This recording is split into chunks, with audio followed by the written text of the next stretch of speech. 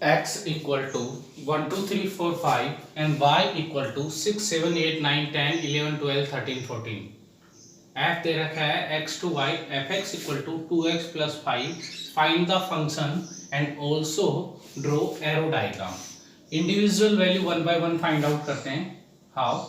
x equal to 1, then f1 equal to 2 into 1 plus 5 equal to 7, x equal to 2, then f2 equal to 2 to the 2 into 2 plus 5, 4 plus 5 is 9, then x equal to 3, f3 equal to 2 into 3 plus 5 equal to 11, x equal to 4, f4 2 4 the 8 plus 5 equal to 13, x equal to 5, f5 equal to 10 plus 5 equal to 15.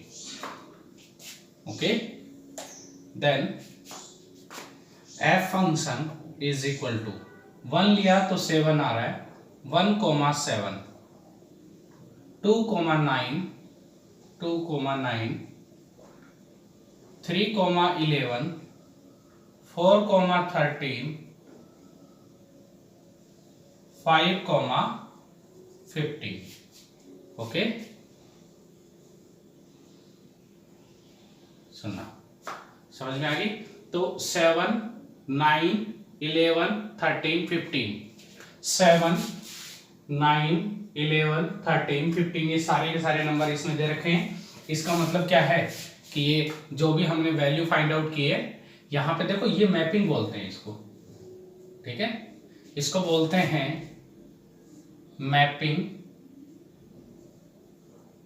Mapping बोल दो या फिर function बोल दो, और corresponding, correspondence. Okay, correspondence, इस चीज को हम मैपिंग बोलते हैं, फंक्शन बोलते हैं, कोरस्पोंडेंस बोलते हैं। यहाँ पे जो x की वैल्यू लेते हैं, these are called the domain, when value of y is called the range. Domain को ही हम बोलते हैं pre image, and we are calling the code range is equal to image. Okay, यहां से ये वैल्यू यहां से लेनी होती है, ये वैल्यू इसमें एग्जिस्ट करनी चाहिए, किसमें? फंक्शन में पुट करने के बाद। जैसे x इक्वल टू 1 यहां से लिया, ये वैल्यू पुट की 7, 7 किसके अंदर आना चाहिए? y के अंदर, y के अंदर आ रहा है, इसका मतलब ये एग्जिस्ट करती है, ठीक है? अगर मैं यहाँ पे डोमेन लिखूं, then domain equal to 7, 9, 11, 13, 15। Range लिखूं, then range I can write 1, 2, 3, 4, 5। Okay, 7, 9, 11, 13, 15। ये आपकी क्या होगी? रेंज होगी। आगे समझ में? ये डोमेन, ये रेंज। अब आपको दो चीजें बताई थी फंक्शन में कि एक तो कोई भी एलिमेंट छूटना नहीं चाहिए, 1 to 5 में कोई भी नहीं छूट रहा है, ठीक है? दूसरी चीज, कोई भी रिपीट नहीं होना चाहिए, 1 2 3 4 5 कोई भी रिपीट नहीं हो रहा है। इसका मतलब ये फंक्शन तो है, ऑलरेडी क्वेश्चन में दिया हुआ है, प्रूव नहीं करना, लेकिन फिर भी एज ए चेक करने के लिए बता रहा हूं। एरो डायग्राम कैसे बनाएंगे? First is x set, second is y। x is given 1 2 3 4 5 6 7 8 9 10 11 12 13 14 15। 1 से कनेक्ट हो रहा है 7, ओके, देन 2 से उधर देखते जाओ, 2 से 9, 3 से 11, 4 से 13, 5 से 15। ओके, ये आपका एरो डायग्राम होगा।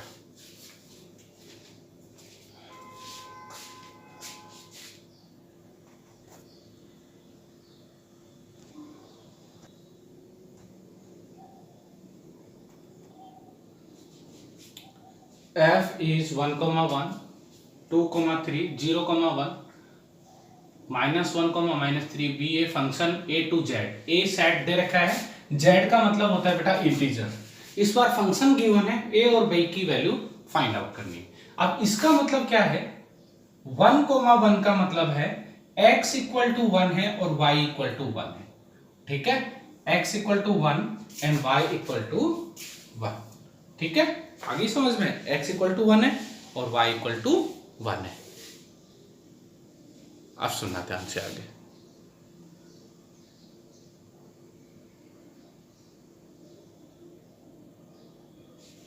ठीक है, x equal to 1, y equal to 1। ये y को आप क्या बोल सकते हो, fx भी बोल सकते हो आप। ठीक है, तो पुट करते हैं 1 equal to a into 1 plus B, a plus B is equal to 1। Secondary दे रखा है, सेकेंड ऑर्डर पेयर है 2,3, x की वैल्यू 2 है और fx की वैल्यू 3 है, तो 3 इक्वल टू a, x की वैल्यू पुट की प्लस b, यहां पे क्या होगी 3 equal to 2a plus b। a और b में ये एक इक्वेशन होगी, a और b में ये एक इक्वेशन होगी। ठीक है, दोनों को सोल्व करते हैं, a plus b equal to 1 और 2a plus b equal to 3। Elimination method लगाया, b कट गया, minus a equal to minus 2, a equal to 2 आ गया। ठीक है, किसी में भी रख दो, इसमें रख दो या इसमें रख दो। a plus b equal to 1 दे रखा है, तो यहां पे कितना होगा 2 plus b equal to 1, b equal to minus 1। यहां पे आ गई a की वैल्यू तो 2 आ गई और b की वैल्यू आ गई माइनस 1। ठीक है, अब आगे सुनना।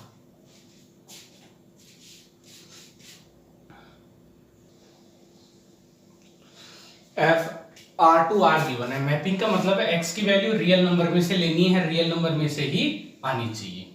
जब एक से ज्यादा डेफिनेशन हो, एक से ज्यादा का मतलब है x less than equal to 4 पे तो ये दे रखा है और x greater than equal to 4 पे ये दे रखा है। ठीक है, तो आप ये देखा करो, यहां पे सबसे इंपॉर्टेंट क्या है, सबसे इंपॉर्टेंट है क्रिटिकल पॉइंट।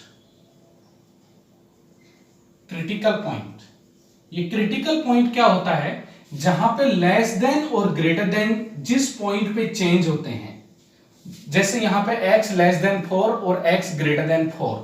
ठीक है, दोनों क्रिटिकल पॉइंट, तो यहां पे x equal to 4 critical point हो गया एक तरीके से, जहां पे ये बदल रहा है। लेकिन इस क्वेश्चन में क्या कर रखा है कि लेस देन में भी इक्वल टू दे रखा है और ग्रेटर देन में भी इक्वल टू दे रखा है। लेस देन में भी इक्वल टू गिवन है और ग्रेटर देन में भी इक्वल टू गिवन है, तो हम क्या कर रहे हैं, दोनों जगह 4 पुट कर रहे हैं, दोनों जगह 4 पुट कर रहे हैं। 4 प्लस 1 इक्वल टू 9। फिर क्या है, फिर दोबारा 4 पुट किया। ठीक है, तो ये कितना आ रहा है, 4 प्लस 4 इक्वल टू 8। ये कौन सा केस बना, अगर यहां पे 4 लिया हमने और यहां पे 8 और 9, बाकी नंबर भी है लेकिन एज ए जो क्रिटिकल पॉइंट है उसकी बात कर रहा हूं, एक एलिमेंट से 2 एरो निकलते हैं तो वो फंक्शन होगा या नहीं होगा, इसका मतलब वो फंक्शन नहीं है, इसलिए नॉट ए फंक्शन। रीजन क्या है, रीजन अगर आप मैथमेटिकल रीजन लिखना चाहें तो रीजन कैसे लिखेंगे, x equal to 4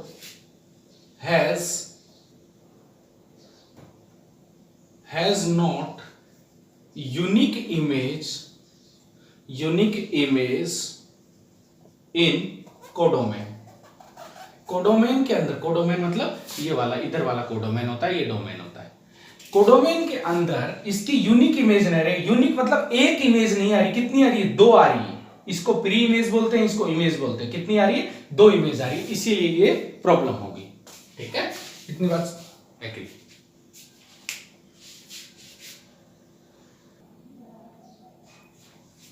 f is defined 0 to 10 to r real number, fx is given and g also 0 to 10 to real numbers, gx x square 3x। ठीक है, how to check f and g which is a function and which are not a function। again we are taking only critical point,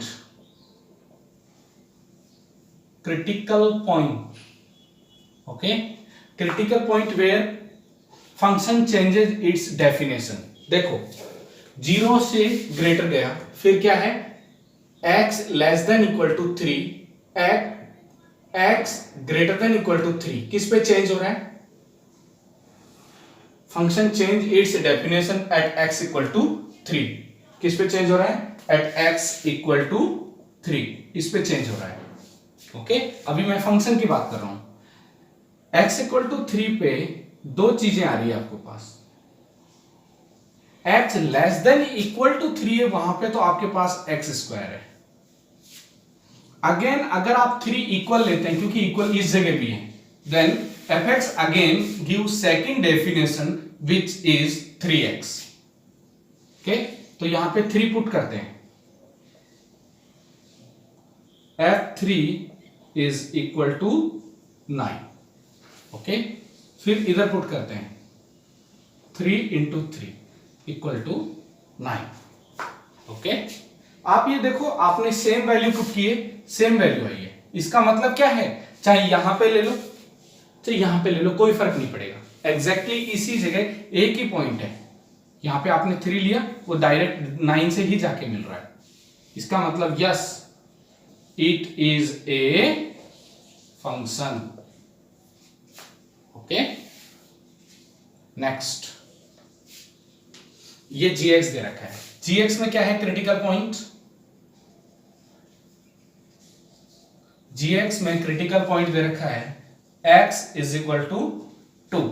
तो gx में दो value है, where x equal to 2 is critical point and also equal is given, then x square and second is given 3x, put 2, then 2 square is equal to 4, put 2, then 3 into 2 is equal to 6। आप ये देखो same value put किए, but you are getting the different answer. It means you are taking 2 value and it give 4 and 6। Unique image नहीं है, इसलिए it is not a function, not a function. ठीक है, आप ये चीजें ध्यान रखें कि अगर यहां पे ये ऐसे इक्वल टू नहीं गिवन है, तो ये बात जो भी क्रिटिकल पॉइंट वगैरह है, ये हम चेक ही नहीं करेंगे। अगर ये चीज गिवन होगी तो आपसे पूछेगा ही नहीं, ये सब चीजें तब पूछेगा क्रिटिकल पॉइंट गिवन है, दोनों एक वैल्यू 2 टाइम यूज हो रही है। यहां पे देख लो, यहां पे देख लो, पिछले क्वेश्चन के उनमें देख लो, सेम वैल्यू 2 टाइम रिपीट हो रही है। इसका मतलब है वो क्रिटिकल पॉइंट 2 जगह काम में आ रहा है। अगर वो 2 जगह काम में आने के बाद सेम वैल्यू देता है, then it is a function. अलग अलग वैल्यू देता है, इसका मतलब वो ग्राफ कहीं से अनडिफाइंड हो रहा है। उस जगह मतलब एक ही वैल्यू पे दो जगह कैसे हो, एक आदमी 2 जगह कैसे रिप्रेजेंट हो सकता है या प्रेजेंट कैसे हो सकता है, एक सिंगल पर्सन 2 जगह कैसे प्रेजेंट हो सकता है। Same condition for x equal to 2 और x इक्वल टू 3। अगर एक आदमी है तो एक ही वैल्यू देगा या एक ही पोजीशन एग्जिस्ट करेगा।